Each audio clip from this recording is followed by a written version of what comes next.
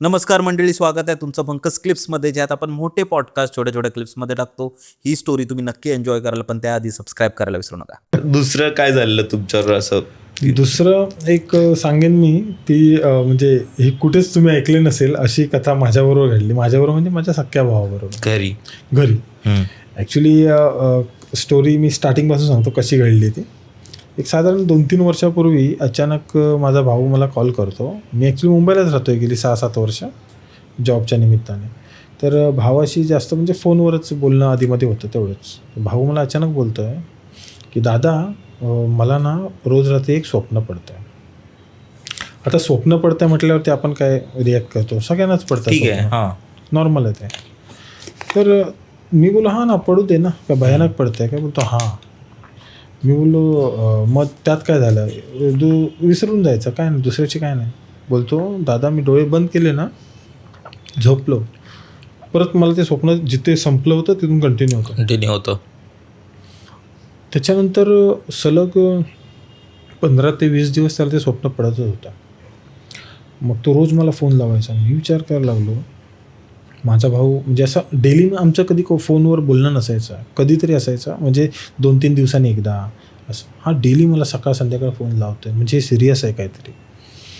तर तो पण एवढा हुशार, त्याला जे जे दिसायचं ना स्वप्नामध्ये तो ते पूर्ण एका वहीमध्ये रेखाटायचा, लिहून काढायचं. बापरे, इथे असं असं आहे. नक्की त्याला काय दिसत का होतं स्वप्नात? दिसत म्हणजे त्याला एक गाव दिसायचं, एक गाव दिसायचं. त्या गावामध्ये त्याला एक विहीर दिसायची. विहिरीच्या बाजूला एक घर दिसायचं, म्हणजे तेव्हा ते नवीन घर दिसायचं. आणि ते नवीन घरामध्ये म्हणजे कसं असं फॅमिली आहे, सगळी फॅमिली राहते, खेळते. त्याच्यानंतर गावामध्ये असे गुरं वगैरे जात आहेत, असं पूर्ण ते गाव त्याला दिसायचं असं. आणि त्या गोष्टीचा शेवट व्हायचा त्या विहिरीच्या इथेच, म्हणजे रोज तो जिथे त्या डोळे उघडायचे त्या विहिरीमध्येच असं, म्हणजे शेवटला विहीर यायचीच ती.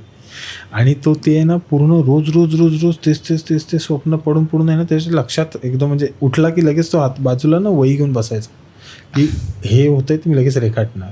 तो लगेच रेखाटायला बसायचा. आणि जे त्याच्यात काय म्हणजे त्याला समोरच्या व्यक्ती बोलतायत तिकडे ते सगळे लिहून ठेवायचा की हा असं म्हणाला. आणि तो त्याचा मला ना फोटो पाठवायचा तिकडे गावावर. आणि किती टाईमापासून घडत होतं हे? हार्डली 15-20 दिवसापासूनच घडत होतं. कधीच असं झालेलं नाही की त्याला असं झालं आहे, म्हणजे असं स्वप्नाचे कंटिन्युअस होतं वगैरे. हे म्हणजे असं वाटलं आम्हाला की हे काय म्हणजे याचा पुनर्जन्म वगैरे असू शकतो. आम्ही त्या टेन्शनमध्ये की ह्याचा काय पुनर्जन्म होतोय का, ह्याला बरंच जन्म झाला आहे, जुनं काय आठवत आहे का, असं आम्हाला वाटायला लागलं. मग शेवटी त्याला म्हणजे अक्षरशः देवाचा अंगारा वगैरे लावला तरी पण ते कंटिन्युअस चालूच होतं. असं रोज दिसायचं. शेवटी एक दिवस आम्ही काय केलं की त्याला घेऊन भटजींकडे गेलो आम्ही. एक आमच्याकडे बघतात भटजी की काय म्हणजे याचं आहे वगैरे सगळं. तर त्यांनी असं सांगितलं की ह्याचा जन्म कधी झाला आहे, म्हणजे 5 तारखेला 5 मेला ह्याचा जन्म झाला आहे. तर त्याच दिवशी असं काही झालं होतं का आजूबाजूला अशी निगेटिव्ह गोष्ट जी म्हणजे तुमच्या जवळपासच झाली आहे? जवळपास म्हणजे कुठे? हॉस्पिटलमध्येच. तर ह्या स्टोरीला एक बेस काय तो आता तुम्हाला मी सांगतो. तर तो जो आहे, इकडे माझा भाऊ जन्मला आमच्याकडे, म्हणजे माझा भाऊ जन्माला आला तर सगळे आनंदी झाले की बाबा हा मोठा मुलगा हा पण आहे आता, म्हणजे चांगलं आपलं कंटिन्युअस सुखाचं सर्व आपलं होईल असं. तर सगळे खुश आनंदी झाले एकदम, आई वगैरे बाबा वगैरे, आणि सगळे पेढे वाटत आहेत तिथे आजूबाजूला. आणि त्याच टायमाला त्याच हॉस्पिटलमध्ये, गावी कसं असतं हॉस्पिटल्स जे असतात ना ते एकदम छोटी असतात, म्हणजे पडकी, म्हणजे तुम्ही बोलू शकत नाही. मुंबईला आपल्याकडे बघाल तर मल्टी स्पेशालिटी असतात, गावी तुम्ही बघाल तर पंख्याला चार आवाज असेवाले हॉस्पिटल्स असतात. तर तिथेच बाजूला हा इकडे झाला आणि तिकडे बाजूला एक माणूस ऑफ झाला. त्याच्या घरी सगळे रडत होते आणि इकडे सगळे आनंद मनवत होते असं. तर हे झालं कधी? आता त्याचं वय साधारण 25 वर्ष, आणि हे साधारण 4-5 वर्षापूर्वी, म्हणजे तो 20 वर्षाचा असेल तेव्हा ह्या गोष्टी त्याला परत हे व्हायला लागल्या, म्हणजे स्वप्नात येऊन त्याला दिसायला लागलं ते घर वगैरे.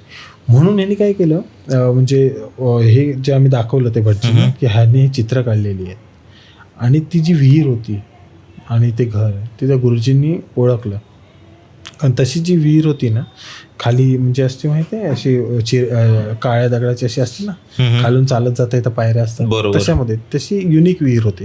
त्यामुळे त्यांनी लगेच ओळखलं ही विहीर कुठची आहे.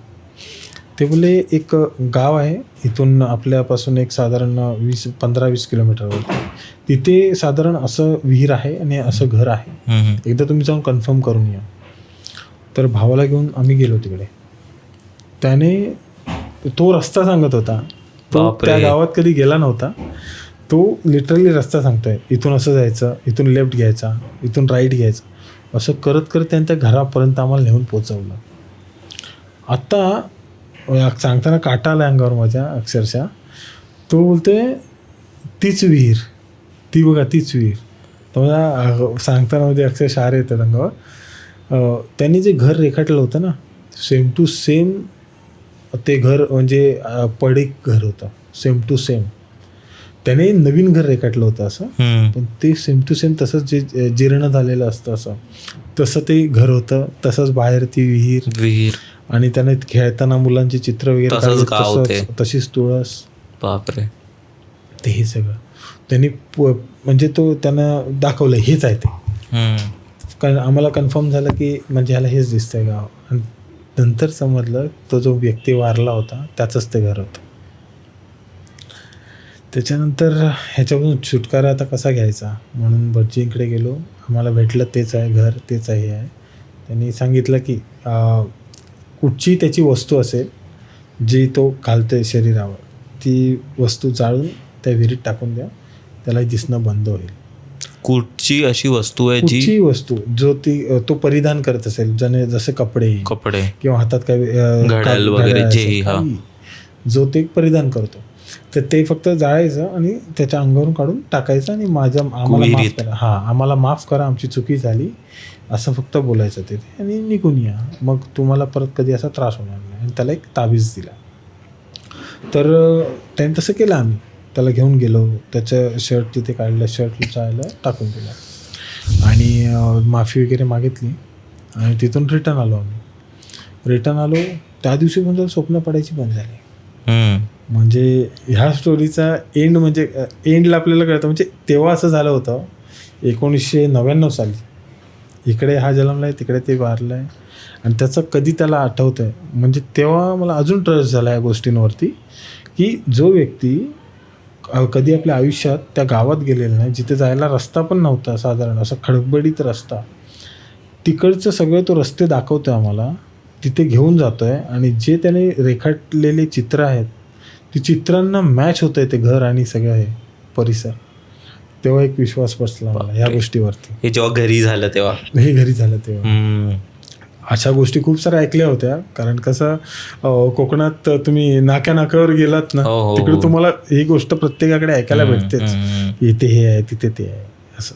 तर ही मला तिथे एक म्हणजे अगदी आपल्या घरात आपल्या झाल्यामुळे कन्फर्मेशन झालं की ह्या गोष्टी असतात. म्हणजे ते का झालेलं म्हणजे त्या माणसाला वाईट वाटलं की तुम्ही आनंदी आहात म्हणून. कसं असतं माहिती आहे, आपण एखाद्याला म्हणजे आपला हेतू नव्हता तो, आपला हेतू नव्हता की त्यांना दुःख व्हावं. पण कसं असतं काय, आपण एखाद्याला डिवचलं तरच तो आपल्या मागे येतो असं म्हणतात. पण आपण अनावधानाने झालं होतं ते आपल्याकडून की आपल्या घरी आनंदाचं वातावरण आहे त्यामुळे आपण आनंद साजरा करतोय आणि तिकडे दुःख झालं होतं असं. त्यामुळे त्याचा काहीतरी इम्पॅक्ट झाला असावा. पण जे अजूनसुद्धा घर आहे, अजूनसुद्धा ती विहीर आहे, सगळं आहे. मी आता तिकडून आता हायवे झाला आहे चांगला, मुंबई गोवा हायवे जवळच आहे. तिथून हार्डली दिसतं, हायवेवरून असं दिसतं. पहिल्यांदा रस्ता नव्हता तसा आतमध्ये जायला, आम्हाला दिसतं ते आता विहीर वगैरे. पण त्यापासून काही त्रास नाही असं आहे. म्हणजे आपण माफी मागितली की ते सुद्धा माफ करतं आपल्याला असं आहे. अशा गोष्टी आहेत सगळ्या. हे तर म्हणजे खूप वेगळी गोष्ट आहे जी मी ऐकली आहे. कारण जनरली अशा असतात ना, खूप प्रेडिक्टेबल गोष्टी असतात, लोकांबरोबर चाललेत, लोकांना कोण दिसलंय. पण आता कसं आहे तुमचा भाऊ? व्यवस्थित, त्याला काही टेन्शन. त्यावेळी पण काही झालं नव्हतं, स्वप्न येत होतं, फक्त स्वप्न यायचे असं, बाकी काही नाही असं की म्हणजे ताप येतोय किंवा काय आजारी पडला काही नाही. त्याला फक्त रात्रीचं म्हणजे कसं आपल्याला माणसाला सुखाने झोप लागली पाहिजे, त्याच्याला डोळे बंद केले की लगेच त्याला ते स्वप्न कंटिन्यू चालू, तिथून चालू, जिथे बंद झालं तिथून चालू, तिथून चालू असं आहे. तर ते एक आहे. मंडळी, जर तुम्हाला ही स्टोरी आवडली असेल तर डिस्क्रिप्शनमध्ये आम्ही पूर्ण एपिसोडची लिंक टाकलेली आहे, तो चेकआउट करायला विसरू नका. त्यात अशाच प्रकारच्या भरपूर स्टोरीज अवेलेबल आहेत आणि सबस्क्राईब करायला विसरू नका.